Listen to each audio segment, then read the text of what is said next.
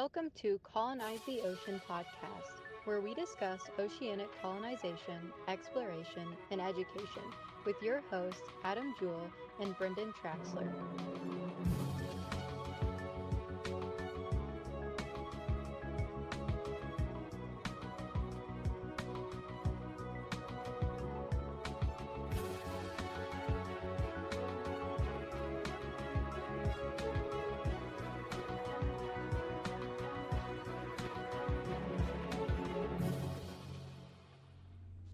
Welcome once again, everybody, to the Colonize the Ocean podcast. My name is Adam Jewell, and with me, as always, is Brendon Traxler. Brendon, how are you doing today? I finally got a haircut after like 3 months, and it feels good. It's a little more than regular, but I don't even care at this point in time. You know what? It looks good on you, buddy. Oh, yeah. For those that are tuning in on the visual version, yeah. It looks just wonderful. And this is for those more that are just doing audio, turn in on the visual is to check there this you go. out. That's incentive. Be like, if you want to see Brendon with a haircut, come watch the YouTube version or the LBRY version of this podcast. So, Brendon, we got some stuff to talk about this week. We kind of hinted around. That we're probably gonna do one more episode after this, and then maybe take a small break, do kind of like a season thing. Are we on par with that? Is that kind of what we were thinking? Give us a little bit of time to, as much as we enjoy doing the news thing, if we want to add a little more value.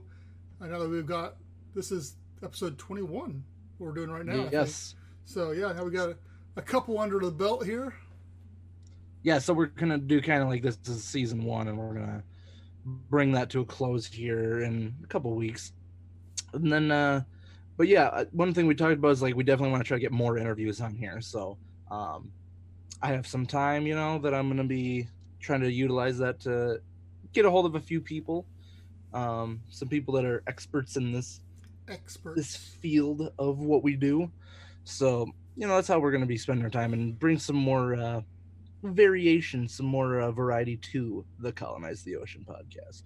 So, news-wise and subject-wise, what do you got for us this week, Brendon? I told you that you were going to go first because I wanted to close this week. And you concern me, is all I got to say with you're going to talk about. But whatever. Hey, so we're going to talk about Deepflight. The only reason I want to talk about detail is they're near and dear to my heart. It's a company that I have followed.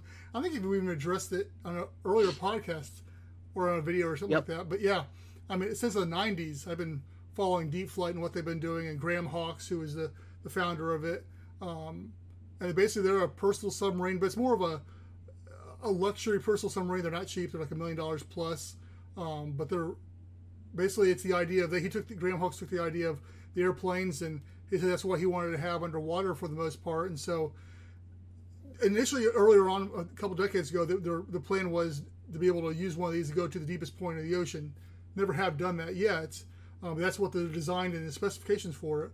But they have several different designs out there. A 2-seater version. They've got a 3-seater version. They've got a version that's almost like a drone where it's got 4 blades that are, so you can just hover in place and stuff like those lines too.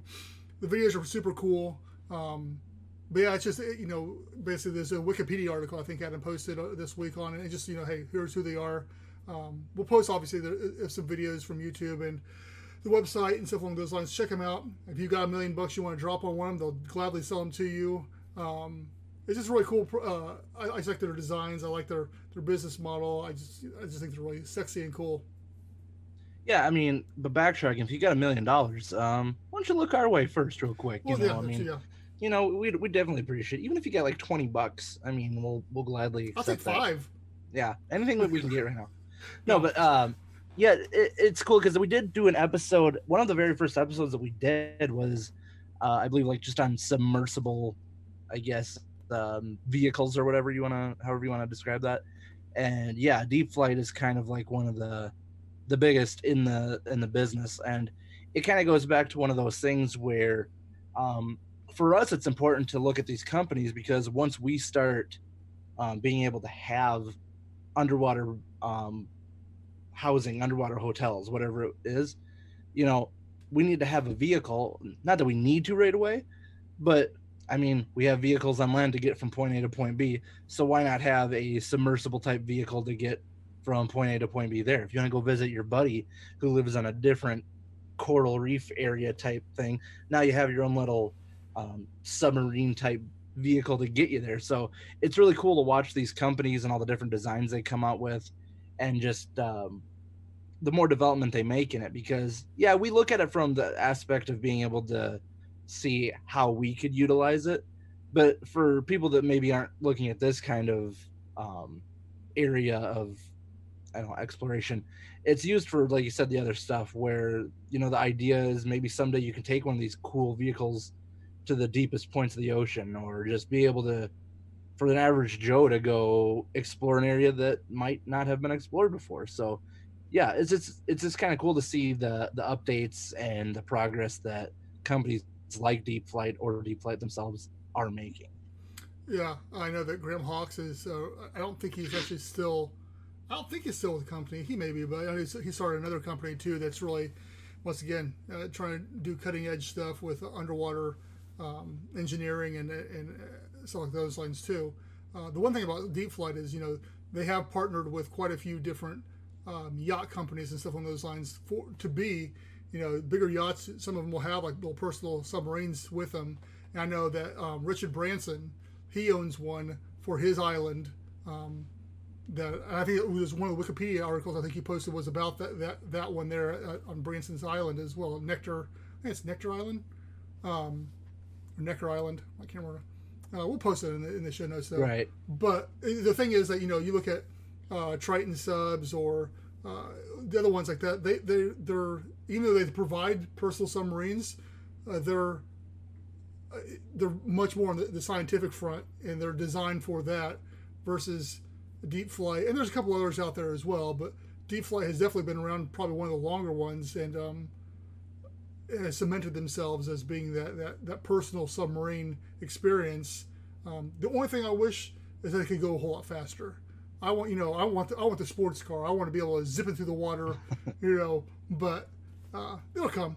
But yeah, as far as what you're talking about, right? Cut Chef about the you know, obviously, yeah, the idea is to, you know, partner with one of these companies or something like that down the road where you've got your sports vehicle underwater to go from point A to point B on a Sunday drive or whatever like that, you know. But yeah.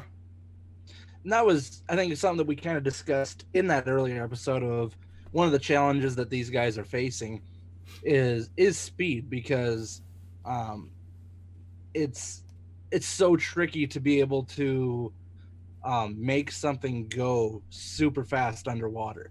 Like even like torpedoes out of submarines or whatever, like they don't have the most incredible speed, and even like that's probably about the fastest underwater object you're going to get, and that's at a military grade level, to where we might not be able to get some of their secrets or whatever, you know what I mean? Like, well, so, unless you start going to supercavitation, and at that point in time you're getting up there, you're flying at that sucker, because then you can be zipping through the water at hundreds up to thousands of miles an hour under the water. So, but then you might hit a whale. Not for very long, you wouldn't. So you probably wouldn't want something that fast. But I mean, it's the same as driving a car. You don't want to. Whales are going to be the equivalent of deer on land, where it's just like you're just going to be cruising along and one just swims out in front of you. And it's like, oh, great, I just hit a whale. Nothing to that. Yeah. So yeah, that is one of the things where it still has progress to be made, and I keep referring back to that episode we did, but one of the things, you know, as it becomes a more, I guess, popular idea or more attractive hobby for a lot of people, the prices for those things are going to slowly go down, because once there's a demand for people that isn't just for the wealthy, once there's a demand that, you know, hey, I want to be able to do that too, but maybe instead of buying a speedboat that I put on the lake, maybe I want something like that. Companies are going to try to find a way to make it more affordable for everybody to be able to go out and have one of these. So same with any kind of business, once the demand's there, they're going to keep trying to find ways to make it an affordable option. So, you know, I can't wait to see what companies like these are going to provide for us. Yeah, I think we reported too. I mean, there's already some companies that are doing that. Are trying to make a hybrid between the boat and submarine. There's a list of them actually that they're already venturing into that area to try to appeal to that audience. So yeah, and once again, it's like anything else where once you start, it's supply and demand, but the technology keeps on advancing too.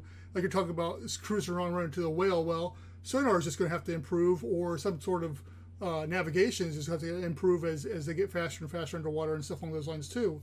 So it'll come out of necessity more than anything. Right. If so that makes sense. Yeah, absolutely. This would be a good segue for what I was going to talk about. Is there anything else you wanted to add with? No, because I'm curious about what you're going to talk about here. So I told Brendon beforehand that I wanted to talk about a subject that I'm familiar with in my background in manufacturing called lean manufacturing. So, and the reason I want to get into that, and I've hinted at it before in our podcast before. Actually, when we interviewed Chad from Ocean Builders, I offered to provide my services and go down there and help them build their pods for seasteading. But so one of my backgrounds in manufacturing is called lean manufacturing, and what that essentially means is being able to make a manufacturing process as lean as possible, making it faster, making it more efficient, making it safer for like workers and stuff like that. Cutting costs, cutting waste, cutting everything out of the process. And the whole reason I wanted to bring that up, and like I've been thinking about it this past week, is so when it comes to when we get to building Atlantis Sea Colony, when we get to building our first prototypes, when we get to building what, we have customers that want these, that we have to start producing them, we have to start manufacturing stuff like this. Like a lot of products aren't always made by like autonomous machines and stuff. Like cars typically are. They have like assembly lines with a lot of robots, a lot of machines that build it. Yeah, there is some hands-on processes, but it's very minimal. But things like what we're talking about is going to be very hands-on because it's brand new. And I work in steel manufacturing. What we do, and not to give away too much of what I do just for conflict of interest, but we don't have a lot of robots and machinery that put together the kind of products we make. So everything is done by hand. But how we make that cost effective and make it, faster is doing what we call lean manufacturing. So when you take a process, whether it's welding, assembling, whether it's painting, whatever it is, you go through that process, you time out what you got going on.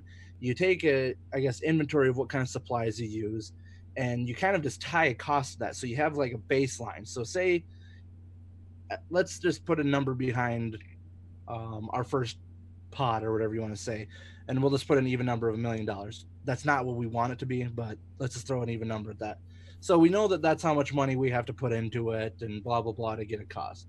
Well, when we start going back through our processes of building it, we know like, okay, this is how long it took to do this part, or this is how long it took to build our walls or whatever. This is how long it took to paint it. This is how long it took to assemble windows and all that. Well, then you start breaking down those processes and you start basically kind of micromanage the process to where it's like, okay, how do we install a window even faster than what we did? You take a look at just like your workspace, you take a look at what kind of supplies you're using, and you can go from, you might be able to save yourself 5 minutes of your process. You might save yourself an hour. The kind of work I've done in my facility and my job, I've done these kinds of studies that has saved hours, which when you tie it into how many units you're building, it saves thousands of dollars across the year. And that's just in my line of work. So, and the whole reason I bring that up, and the whole reason Brendon's obviously hearing this for the first time too, so is because one of the things that people think about when they think about, oh, you guys are going to have an underwater hotel, you're going to have an underwater house, is, oh, that's going to be expensive.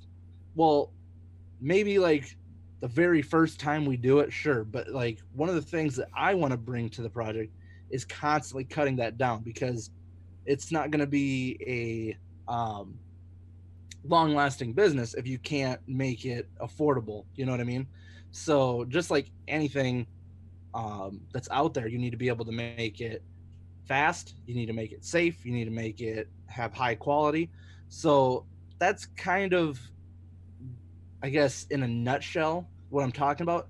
So I guess I wanted to bring that up because that kind of answers a question that we sometimes get of like, oh, that's going to be super expensive. And it's like, well, we're going to tie this philosophy to it that we're going to constantly be improving it to drive the cost down to make it affordable and then still for us to have a successful business.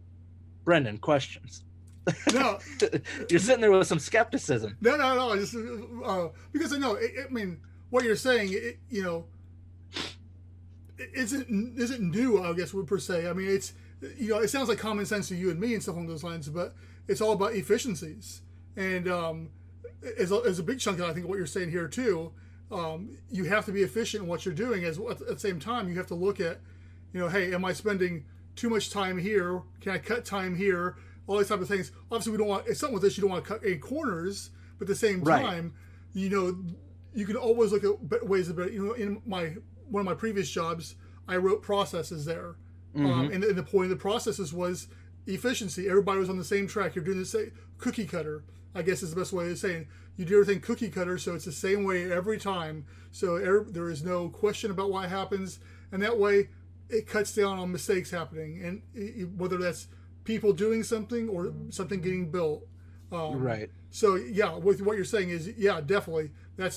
I think that stuff like that is more important than people realize, because that's where your profits come from a lot of times too.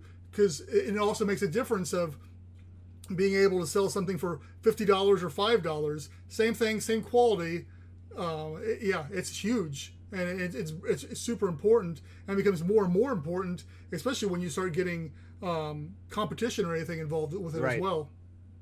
Yeah, and the whole thing kind of started, I guess the quick book version is it kind of stemmed from Japan, like shortly after World War II, where basically they were working from the rubble because they had to rebuild their economy.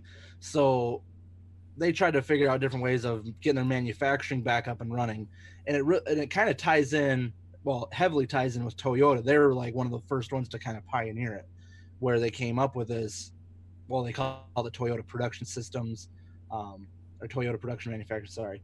But yeah, they were kind of the pioneers in doing this, and it kind of stemmed from there. Henry Ford, he was very close to it, like with the whole assembly line thing.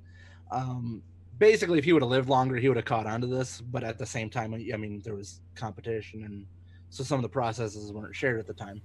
But yeah, that's why, like, especially with something like this, maybe someday in the future, there might be robots and machines that could just build this super quick, and there won't be many hands-on thing. But what I foresee, and I guess maybe speaking on your behalf, Brent, I foresee that there's going to be a lot of hands-on this thing. It's going to be hand-built. It's going to be, have a lot of, I guess, manual labor involved in it. Yeah, there will be like tools and stuff. Obviously, we're not going to just use like hand screwdrivers and stuff like that. But so that's where you got to be able to, like you said, find ways of saving money without cutting quality away. And I mean, I feel like I'm at work by saying this, but safety comes into mind too, not just for the product, but for the people building it too. I mean, that's one of the things that we always looked at, is like making sure that when you had a process of building something, that it was safe for the employee to be doing, or the person that's building it, because I've seen some ridiculous things where people should have lost fingers or limbs because of the way they were doing, certain processes and how they were building something. But yeah, I've always, like, I fell in love with it when I was trained in on it, because I just like to be able to see that whole, like, hey, it took me 5 hours to build this product, and I figured out how to build it like in 4, and I think I know how to build it in 3.5 or whatever. And when you think of that hour and a half, tied into however many products you're building or making, or whenever you tie that dollar per hour cost with it, it's really cool and rewarding to see that. So that's what I'm excited about when we get, rolling with this, is being able to like really figure out how we can, still have a successful business, but make it affordable for, anybody. Yeah, and I think to your point there too, even if say you could 3D print the whole sucker, and that was the way, which maybe that is the way you end up doing it. Right. But still, you're going to have that quality control, which is going to be a hands-on thing, which is super important, and that's going to be, that's really where, everything gets checked out multiple times to make sure that hey, nobody's going to be drowning today. Yeah, and to comment with that, there is machines out there that we use, like brake presses and lasers and stuff where I work for like the metal and stuff.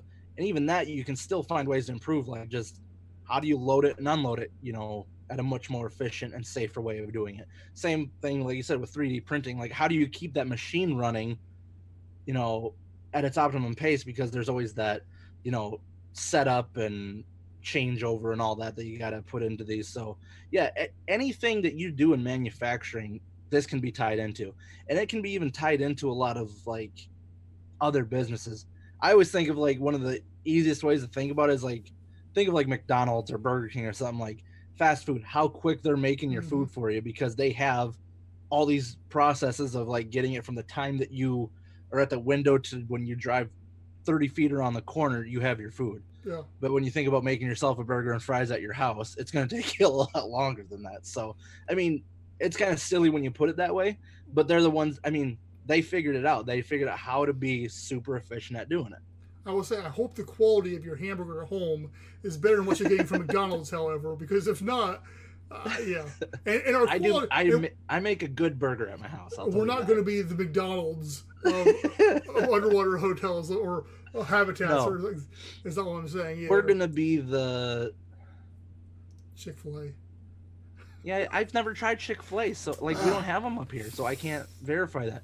I guess I don't have a good one that I can compare it to, that because you're not a fast food guy other than Chick-fil-A. Yeah. Now, should we do a podcast just about fast food? Because I feel like we could do a episode about that. We should have a poll. What fast food chain do you want in your first underwater hotel? Yeah. What would you compare? What quality? I can't even form the question right. Also, it's kind of off subject here.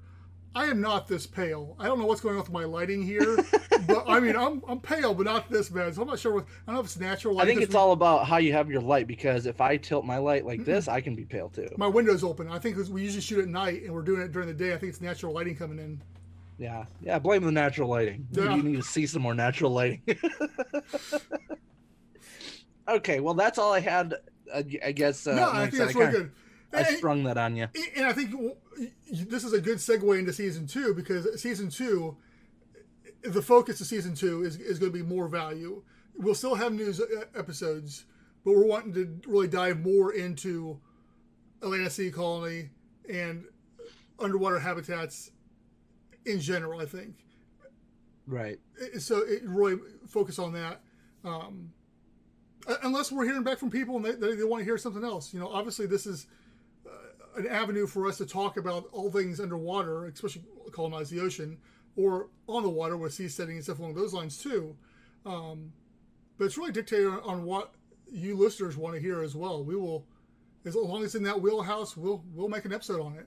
We're pretty fluid. Like, we're willing to, whatever the people want to hear and what they want to talk about, we'll talk about. So, with that, Brendon, you got anything else to tie in? Nope. Okay, so, as always, guys, you can find us at www.colonizetheocean.com, or you can go to atlantisseacolony.com, and we'll have links there to all of our social medias. That's Facebook, Twitter, Instagram, LinkedIn, Reddit. We got YouTube, LBRY. I feel like I'm forgetting one now that I just ran through all those, but probably there's not. TikTok, Minds, there's, yes. Ones. Yeah, that's a couple that I never hit anymore. Yeah. So yeah, but we got the links there. So all you social media, I guess, groupies, whatever, to hit us up on those. Wow. And also, if you're feeling generous, we talked earlier about if you have $5 to give us. we have our Patreon, www.patreon.com/Atlantis Sea Colony. We have a video that we're gonna be making for that pretty soon. Some that'll be a little bit more in detail and give some more descriptions, but really with the Patreon, that's gonna help out not only with it could help with the podcast, but mainly it's gonna help with the Atlantis Sea Colony project, helping us start generating some income other than Brendon's bank account. So we're gonna start that way. We can get this thing on the road, and I can show you guys how the lean manufacturing works and how we can get you your own underwater pod for $29.99. Just 20,000 easy payments. Easy payments of $29.99. No. But thank you guys again for tuning in. And I believe we will have one more episode before we take a small break. And that'll be next week. So thank you guys again for tuning in to Colonize the Ocean.